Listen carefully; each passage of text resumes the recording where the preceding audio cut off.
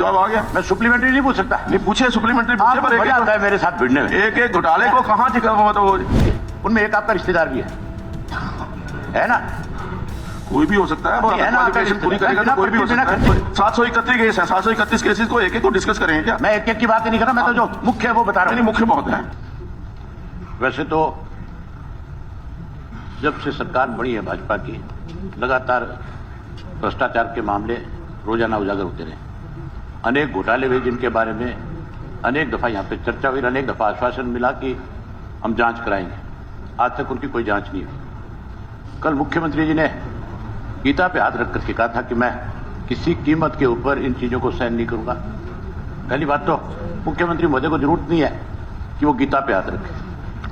अगर कहीं भ्रष्टाचार हो रहा है और आपके सामने कोई मामले उजागर किए जा रहे हैं तो आपको केवल जांच का आदेश नहीं देना महोदय। वो एक विशेष प्रसंग की बात कही थी हमारे काद्यान जी ने कि जो आदमी पकड़ा गया है एचपीएससी के जो ऑफिसर, और उसके फोन में चैटिंग है, उसमें किसी ऑफिसर का नाम है। तो मैंने उस एक मुद्दे को छूटा नहीं, उन्होंने स्पेशल कहा कि आप तो गीता के मानने वाले हैं और वो तीर लगा देंगे। उस संदर्भ में मैं गीता पर विश्वास रखता हूं। उनकी बात पर मैंने एक प्रकार से उसको कंफर्म किया। दिक्कत नहीं, गीता पे विश्वास तो सबको है, लेकिन उन्होंने स्पेशली कहा। और फिर उस एक व्यक्ति जिसके बारे में जानकारी मिलेगी तो उसके बारे में मैंने कहा उसको तुरंत करेंगे। अब इसको एक जनरल संदर्भ में कहने की कोई आवश्यकता नहीं है। नहीं, गीता पे तो सिर्फ और सिर्फ हाथ वहां रख करके कसम खाई जाती है जब कोर्ट के अंदर किसी आदमी को गवाही देनी होती है, तब वो कहता है कि मैं सच के सिवाय कुछ नहीं बोलूंगा, और फिर झूठ बोलता है दबा के। मेरे से पहले भी ये मामला मलिक साहब ने उठाया था। अभी मैं कुछ प्रमुख जो घोटाले आपके और इस डिपार्टमेंट में अकेले में है, तो सारे डिपार्टमेंट बचा हुआ तो कोई भी नहीं। एक एक लेकिन इसके जो प्रमुख है, नहीं, आपने जो इन्फॉर्मेशन मांगी है वो इन्फॉर्मेशन आपको मिल गई है कुछ विशेष, क्योंकि ये तो 731 टोटल आपके पंचकूला का भी जिक्र करूंगा। 731 मामले हैं, एक एक को डिस्कस करोगे तो पंचकूला का मामला भी है मेरे पास। सब होंगे मेरे पास, आपको सुनना चाहिए ना, ताकि आपको तो पता लगे कि आपके नीचे बैठे अधिकारी एक एक मामले को डिस्कस नहीं कर सकते। जो आपने प्रश्न पूछा उसका आंसर आ गया कि कितने मामले एंटी करप्शन ब्यूरो के पास है, कितने दूसरे पुलिस के पास है, उसका जवाब आ गया। मैं सप्लीमेंट्री नहीं पूछ सकता। नहीं पूछे, सप्लीमेंट्री पूछे, पर मजा आता है मेरे साथ भिड़ने में। एक एक घोटाले को कहाँ ठिका हुआ तो 731 केस है, 731 केसेस को एक एक को डिस्कस करेंगे क्या? मैं एक एक की बात नहीं कर रहा, मैं तो जो मुख्य है वो बता रहा हूँ। मुख्य बहुत है। इतनी देर में मैं पढ़ लेता है जितनी देर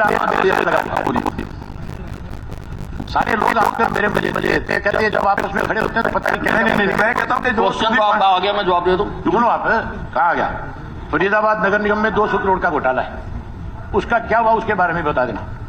गुड़गांव नगर निगम में सॉलिड वेस्ट मैनेजमेंट, हेल्थ और सैनिटेशन, कूड़ा उठान पे संबंधित 100 करोड़ रुपए 180 करोड़ का घोटाला है, उसके बारे में बताओ। सोनीपत नगर निगम में टेंडर व कूड़ा उठान और सर्विस चार्ज घोटाला है। इसी तरह करनाल नगर निगम में स्ट्रीट लाइट का और सीवरेज का, अवैध कॉलोनियों की रजिस्ट्रियों को लेकर के भी है। उसके अलावा पंचकूला नगर निगम में, ये आपके भी है, कचरा जो है उसको निस्तारण के नाम पे करोड़ों रुपए का घोटाला है। उसके अलावा एक और घोटाला आपके है, वो और बता देता हूँ। नगर निगम पंचकूला में मात्र एक पोस्ट थी जो पंचकूला वाला प्रोजेक्ट विजिलेंस जांच हमने करवाई है खुद। नहीं, मैं आपसे पूछना नहीं चाहता, मैं तो यहाँ पूछना चाहता हूँ। पंचकूला के अंदर मात्र एक प्रोजेक्ट अफसर की वैकेंसी थी जिसके अगेंस्ट में आपने 25 भर्ती कर दिए। उसकी क्वालिफिकेशन भी जो रखी गई थी वो बीटेक रखी गई थी, बीटेक को इग्नोर कर दिया गया और डिप्लोमा धारक जो है 25 आदमी उसकी जगह भर्ती कर दिए गए। उन जिनको प्रोजेक्ट अफसर लगाने की बात है उनको उस पोस्ट से हटा करके जेई की पोस्ट पे लगा दिया, डिप्लोमा वालों को जो है, और 25 को वहां लगा दिया जहां 13 पहले से जो जूनियर इंजीनियर जो लगे हुए थे उनको वहां से ट्रांसफर कर दिया और उनकी जगह भर्ती कर दिया। उनमें एक आपका रिश्तेदार भी है ना? कोई भी हो सकता है, पूरी करेगा तो कोई भी हो सकता है। खर्चे की बात करें, कोई भी हो सकता है। अपने लोगों को एडजस्ट करने के लिए किस तरह से लोगों को ट्रांसफर कर दिया जाता है, ट्रांसफर करके खाली पोस्ट करके फिर उनके लिए रिश्तेदार सरकार के अंदर भिवानी नगर निगम में भिवानी नगर रिश्तेदार भी बहुत हो सकते हैं। भिवानी नगर परिषद के अंदर भी चेक और फर्जी रसीदों के नाम पे 3,83,57,000 रुपए का घोटाला हुआ। हिसार नगर निगम में आपके खुद के हल्के के अंदर मेन पावर मुहैया कराने वाली एजेंसी को लाखों रुपए जारी करके घोटाला किया गया।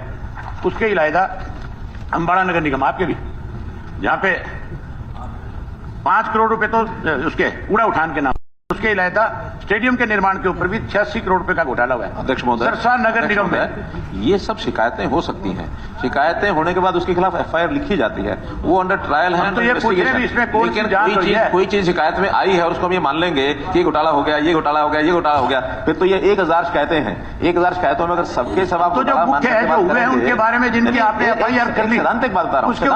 सैद्धांतिक बात यह है कि शिकायत कोई करता है, उसकी एक एफआईआर होती है, एफआईआर होने के बाद उसकी इन्वेस्टिगेशन होती है, उसका ट्रायल होता है, उसका रिजल्ट क्या निकला वो कोई रिजल्ट के बारे में बताएंगे, इसका रिजल्ट निकला, उसके बारे में कोई बात होगी तो आगे किसी प्रश्न पर उत्तर हो सकता है। वरना ये जो इन्वेस्टिगेशन के अंतर्गत हैं वो एक पढ़ना शुरू करें तो 1100 हैं और 1100 अगर ये मान ले के सारी सच हो गई है तो सच हो गई तो उनके खिलाफ कार्रवाई होगी, अगर सच नहीं होगी चर्चा करने की जरूरत नहीं है कि ये इतना घोटाला हो गया है, ये इतना घोटाला हो गया है। ये स्टेटमेंट्स बिल्कुल भी ठीक नहीं है। ये अंडर इन्वेस्टिगेशन, अंडर ट्रायल है। अगर घोटाला पाया जाएगा तो उसके खिलाफ शिकायत की जाएगी। इस प्रकार से इसको प्रोजेक्ट करने की आवश्यकता नहीं है। नहीं आवश्यकता क्यों नहीं है? चलिए, अगर कहीं बहुत घोटाले बहुत हुए हैं तो धन्यवाद। बताए जाएंगे। धन्यवाद अभय जी। ईश्वर सिंह जी, बस ईश्वर सिंह जी। अध्यक्ष महोदय, अगर आप इजाजत दें तो मैं इनकी बात का जवाब दे दूं। हाँ जी। मैं इनको, हाँ मैं जवाब दे रहा हूं। अध्यक्ष महोदय, मैं माननीय सदस्य से अनुरोध करूंगा कि वो अपना प्रश्न दोबारा पढ़ें। इन्होंने नंबर ऑफ केसेस मांगा है, डिटेल नहीं मांगी है। डिटेल मांगेंगे, क्वेश्चन वाइज हम डिटेल भी देंगे। आपने पढ़ा था number of cases registered, number wise मांगे हैं, वो हमने दे दिया आपको। नंबर अगर ऑफ आपने केसेस किसी में भी केस आपकी का हालत पूछा जो है, है वो उसका बता देता सेपरेट क्वेश्चन लगाना पड़ेगा। और जहां तक आपने ये कहा कि हर डिपार्टमेंट में घोटाले बढ़ते ही जा रहे हैं, ये तो देखने का नजरिया है। किसी को गिलास आधा भरा हुआ नजर आता है, किसी को गिलास आधा खाली नजर आता है। पुराने समय में ये केस पकड़े नहीं जाते थे, हम पूरी ताकत लगाकर इनको पकड़ने की कोशिश कर रहे हैं। हमने स्टाफ बढ़ाया है, हमने साधन बढ़ाए हैं, तरीके बढ़ाए हैं ताकि हर आदमी को पकड़ा जा सके। अब पकड़ने की बजाय तो कहीं भी हो, मेरा नंबर है मलिक साहब, मैंने लिख के दिया हुआ है, वो मैंने लिख के दिया हुआ है, ये तो मैंने लिख के दिया हुआ है। अरे भाई मैंने लिख के दिया हुआ, वो मैंने लिख के दिया हुआ है। अरे मैंने कराई है, अरे मैंने कराई है, मैंने कराई है। जो आप ऐसे ऐसे मंत्री जी को बिठाया जाए। मेरी बात सुनिए, आप ऐसे ही कोई बात नहीं कह सकते। आप डिटेल मांगते, हम डिटेल देते। आपने नंबर मांगे, हमने नंबर दे दिया, नंबर सबके सामने आ गया, हमने कॉम्प्रिहेंसिव रिप्लाई दी है। आप ऐसे एक केस का पूछने लगोगे तो कैसे बताया जा सकता है? आप उसकी प्रायर सूचना दो, हम उनके भी उत्तर देंगे। मतलब बताने की जरूरत नहीं है, आप तो हिस्सा लेते और छोड़ देते। अभय जी हो गया। ईश्वर सिंह जी।